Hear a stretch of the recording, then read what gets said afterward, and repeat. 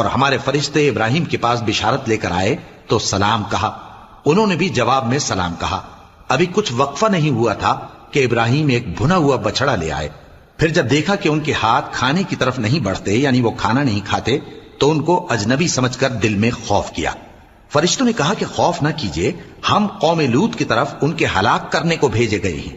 اور ابراہیم کی بیوی جو پاس کھڑی تھی ہنس پڑی، تو ہم نے اس کو اسحاق کی اور اسحاق کے بعد یعقوب کی خوشخبری دی۔ اس نے کہا، اے میرے بچہ ہوگا، میں تو بڑھیا ہوں اور یہ میرے میاں بھی بوڑھے ہیں، یہ تو بڑی عجیب بات ہے۔